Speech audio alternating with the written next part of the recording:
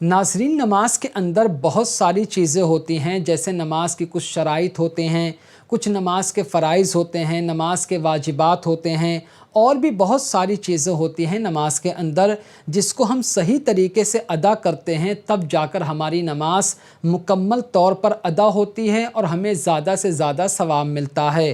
3 چیزیں سب سے زیادہ اہم ہے: نماز کے شرائط، نماز کے فرائض اور نماز کے واجبات۔ اگر کوئی انسان، چاہے وہ مرد ہو یا عورت، اگر وہ جان بوجھ کر نماز کا کوئی فرض چھوڑ دیتا ہے یا بھول کر نماز کا کوئی فرض چھوڑ دیتا ہے، یا اسی طرح بھول کر یا جان بوجھ کر نماز کا کوئی شرط چھوڑ دیتا ہے، تو اس کی نماز ہوگی ہی نہیں۔ ایسی نماز کو دوبارہ پڑھنا فرض ہے۔ بالکل اسی طرح اگر کوئی جان بوجھ کر، یعنی اس کو معلوم ہے پھر بھی وہ نماز کا کوئی واجب چھوڑ دیتا ہے، تو اس کی نماز ہوگی ہی نہیں، اس کو دوبارہ اس نماز کو پڑھنا فرض ہے۔ لیکن اگر کوئی بندہ بھول کر کوئی واجب کو چھوڑ دے تو اسے یہ حکم دیا جاتا ہے کہ تم آخری قاعدے میں، یعنی جہاں پر ہم بیٹھ کر التحیات، درود ابراہیمی، دعائے معصورہ وغیرہ پڑھتے ہیں، وہاں پر آپ ایک مرتبہ التحیات پڑھیے، پھر سیدھے طرف ایک سلام پھیریے، اس کے بعد بالکل ویسے ہی 2 سجدے کریے جیسے ہم نماز میں کرتے ہیں، جسے سجدہ سہو کہا جاتا ہے۔ تو جب بندہ یہ کر لیتا ہے تو جو واجب وہ بھول کر چھوڑ دیا تھا، اب وہ نماز مکمل ہو جاتی ہے۔ تو آج میں آپ کو یہی بتانے والا ہوں کہ نماز کے واجبات کیا ہیں، ہمیں ان کو کس طرح ادا کرنا چاہیے۔ آپ ایک ایک بات کو کافی غور سے سنیے تاکہ آپ نماز کو مکمل طور پر ادا کریں اور آپ کو نماز کا زیادہ سے زیادہ ثواب حاصل ہو سکے۔ السلام علیکم ورحمۃ اللہ وبرکاتہ۔ میں محمد مسلم رضا حشمتی، آپ دیکھ رہے ہیں عسکری چمن۔ ناظرین، ایک بات سب سے پہلے غور سے آپ سن لیجئے کہ جو بھی باتیں میں آپ کو بتاؤں گا وہ مرد کے لیے اور عورت کے لیے، سب کے لیے برابر ہوگی۔ ہر کسی کو ان باتوں کا خیال رکھنا ہے۔ ہاں، جہاں میں آپ کو یہ بتاؤں گا کہ یہ چیز جماعت میں کرنا ہے، امام کے پیچھے کرنا ہے، تو وہاں آپ سمجھ لیجئے گا کہ یہ مسئلہ صرف اور صرف مردوں کے لیے ہے، کیونکہ عورتوں کے لیے جماعت نہیں ہوتی ہے، انہیں اکیلے نماز پڑھنا ہوتا ہے۔ نماز کا سب سے پہلا واجب یہ ہے کہ تکبیر تحریمہ میں لفظ اللہ اکبر کہنا۔ تکبیر تحریمہ یہ نماز کا آخری شرط ہے اور نماز کا پہلا فرض ہے۔ تکبیر تحریمہ یعنی اللہ اکبر بول کر ہم نماز باندھتے ہیں، نماز کی شروعات کرتے ہیں۔ تو وہ جو تکبیر تحریمہ ہے، ہم اس میں لفظ اللہ اکبر کہتے ہیں، وہی لفظ اللہ اکبر کہنا واجب ہے۔ 2 نمبر سے لے کے 8 نمبر تک، یعنی نماز کا جو دوسرا واجب ہے، وہاں سے لے کے 8 تک سورہ فاتحہ یعنی الحمد شریف کو پڑھنا۔ اس کے اندر سورہ فاتحہ کے اندر کل 7 آیتیں ہیں: الحمدللہ رب العالمین، الرحمن الرحیم، مالک یوم الدین۔ تو اس طرح کر کے ایک ایک کر کے 7 آیتیں ہیں، اور ہر نماز کے اندر ان 7 آیتوں کا پڑھنا واجب ہے۔ اگر کوئی ایک آیت بھی چھوڑ دیتا ہے تو واجب چھوٹ جائے گا اور سجدہ سہو کرنا لازم ہوگا۔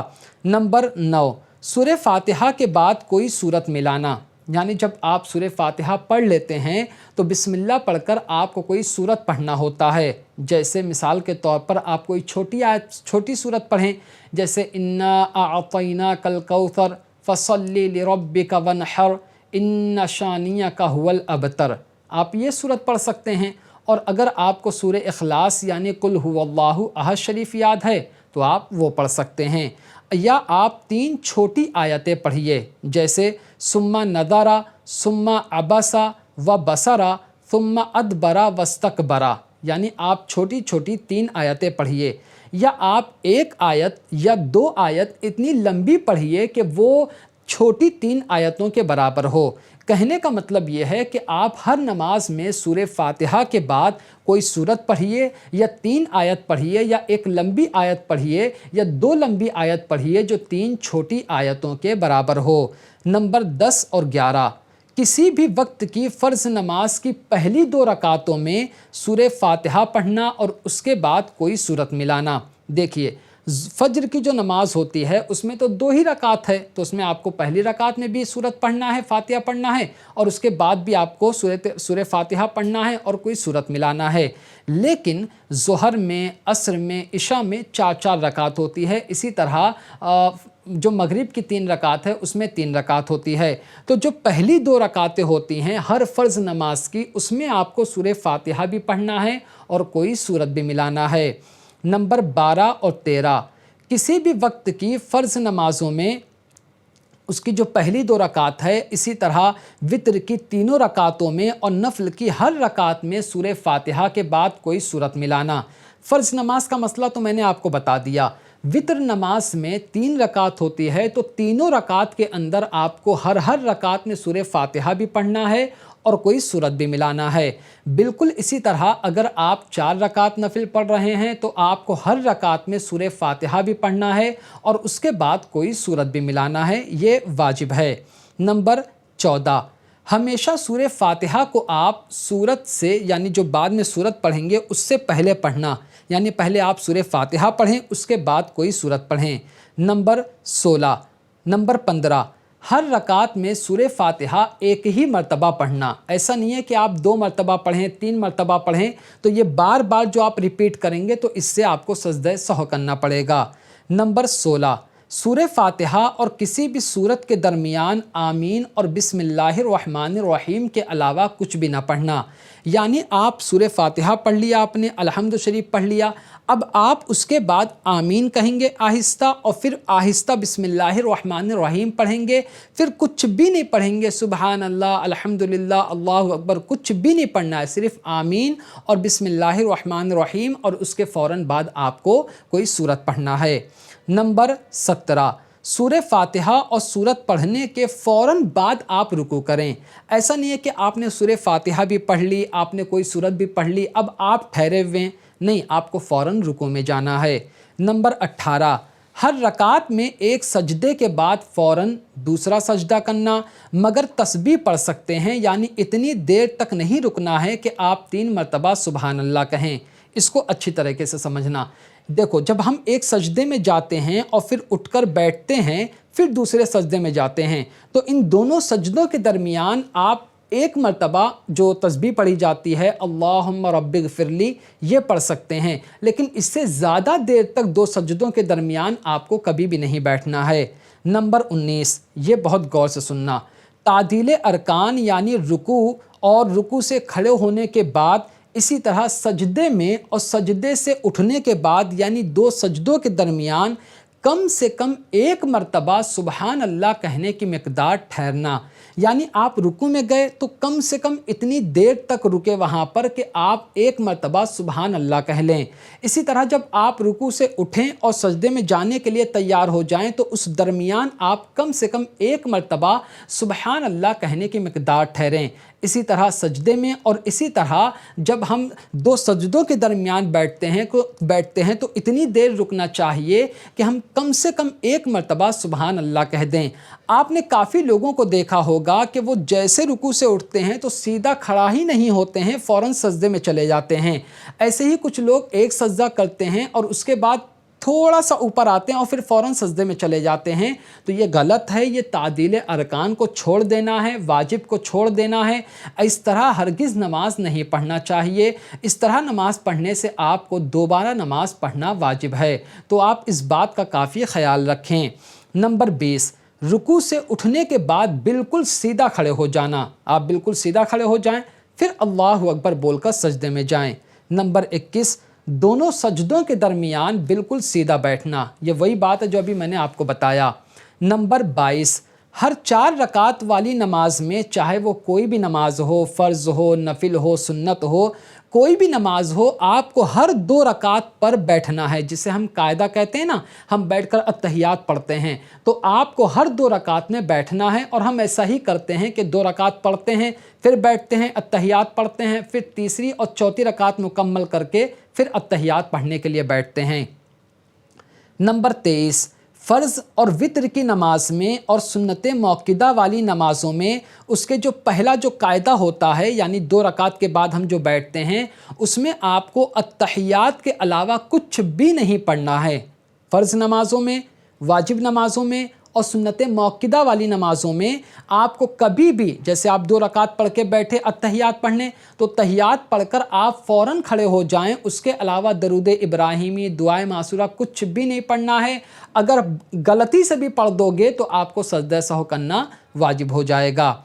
नंबर 26 और 27, जब हम नमाज में सलाम फेरते हैं, अस्सलामु अलैकुम व रहमतुल्लाह, अस्सलामु अलैकुम व रहमतुल्लाह, तो दोनों तरफ हम सलाम फेरते हैं, तो इसमें लफ्ज़ अस्सलामु, ये जो लफ्ज़ है ये बोलना वाजिब है। नंबर 28, वित्र की नमाज में दुआए कुनूत पढ़ना वाजिब है। अब वो अलग बात है कि अगर आपको दुआए कुनूत नहीं याद है तो फिर क्या करना चाहिए, इस पर मैं अलग वीडियो बनाऊंगा। नंबर 29, वित्र की नमाज में जो तीसरी रकात होती है, जहाँ पर हम दुआए कुनूत पढ़ते हैं, तो उससे पहले हम एक मरतबा अल्लाहु अकबर कहते हैं, तो वो तकबीर कहना भी वाजिब है। नंबर 30 से लेकर 35 तक ईद उल फित्र और ईद उल अज़हा की जो नमाज होती है उसमें हम एक्स्ट्रा तकबीर कहते हैं, ज़ायद तकबीर कहते हैं, अल्लाहु अकबर कहकर हाथ छोड़ते ना, तो वो सारी तकबीरें जो हैं वो वाजिब होती हैं।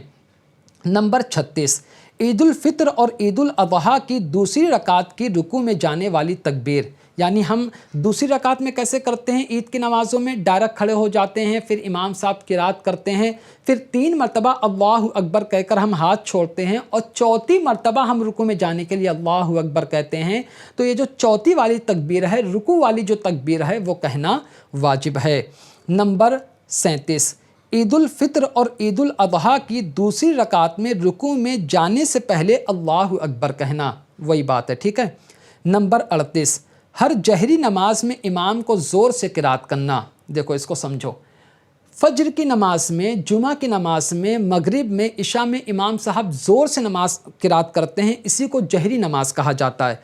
और जब इमाम साहब ज़ोहर में और असर में आहिस्ता किरात करते हम नहीं सुन पाते तो उसे सिर्री नमाज कहा जाता है।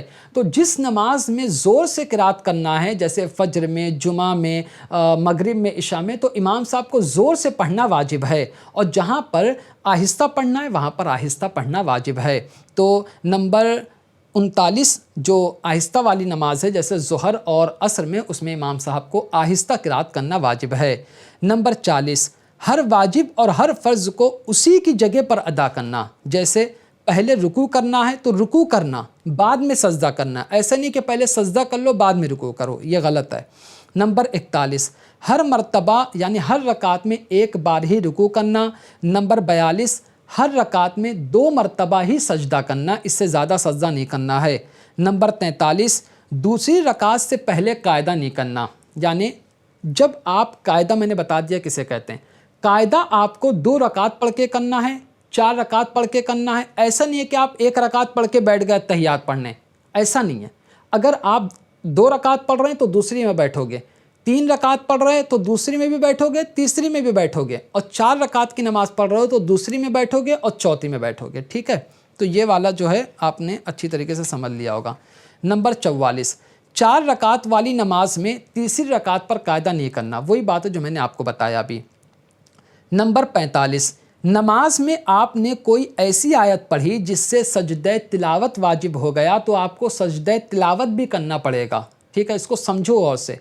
अब आप बोलोगे हज़रत अभी आपने बताया कि नमाज के अंदर सिर्फ 2 ही सजदा होना चाहिए हर रकात में, तो अगर किसी ने आयत सजदा पढ़ ली, जो कुरान पाक के अंदर सजदे वाली आयत है, अगर वो किसी ने पढ़ ली तो क्या वो सजदा करना पड़ेगा? बिल्कुल वो सजदा करना पड़ेगा, क्योंकि वो अलग सजदा है और जो हम हर रकात में करते हैं वो अलग सजदा है, ठीक है। इसका काफ़ी ख्याल रखना।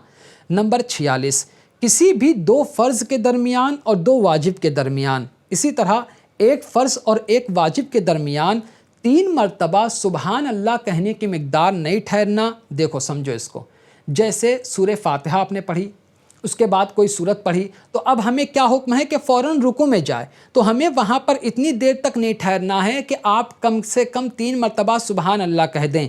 अगर आप इतनी देर ठहर जाओगे तो फिर आपको सजदा सौ करना पड़ेगा, आपने एक वाजिब छोड़ दिया, ठीक है। यानी कहने का मतलब ये कि आपने एक फ़र्ज़ अदा किया, अब दूसरा अदा करिए, आपने एक वाजिब अदा किया, दूसरा अदा करिए, ठहरिए मत, नमाज को आप जारी रखिए, पढ़ते रहिए। नंबर 47, اگر کوئی واجب بھول کر چھوٹ جاتا ہے تو آپ آخر میں سجدہ سہو کریں۔ سجدہ سہو کا جو طریقہ ہے اگر آپ لوگ زیادہ کمنٹ کر کے بتاؤ گے تو انشاءاللہ میں پریکٹیکل طریقہ بتاؤں گا کہ آپ کو سجدہ سہو کیسے کرنا ہوتا ہے، ٹھیک ہے۔ نمبر 48، امام صاحب جب قرات کریں چاہے وہ بلند آواز سے کریں یا آہستہ آواز سے کریں، آپ کو خاموش رہنا ہے، کچھ بھی نہیں پڑھنا ہے۔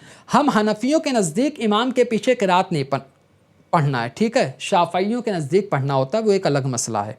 نمبر 49، قرات کے علاوہ تمام واجبات میں امام صاحب کی پیروی کرنا، یعنی امام صاحب اللہ اکبر بول کر سجدے میں جائیں، آپ کو اللہ اکبر بول کر سجدے میں جانا ہے۔ امام صاحب التحیات پڑھ کر کھڑے ہو جائیں، آپ کو بھی کھڑے ہو جانا ہے۔ امام صاحب سلام پھیر دیں، ابھی آپ نے دعائیں معصورہ مکمل نہیں کی، آپ سلام پھیر دیں۔ ایسا نہیں ہے کہ امام صاحب سلام پھیر دیں اور ابھی آپ بیٹھ کے پڑھ رہے ہو، ایسا نہیں، امام صاحب کو ہی اس کی پیروی کرنا ہے، ٹھیک ہے۔ تو یہ نماز کے کل واجبات تھے جو میں نے آپ کے سامنے کافی تفصیل سے بیان کر دیے۔ امید کرتا ہوں کہ سارے جو مسائل تھے وہ آپ نے کافی بہتر طریقے سے سمجھ لیا ہوگا۔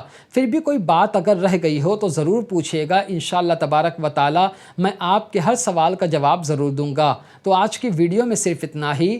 السلام علیکم۔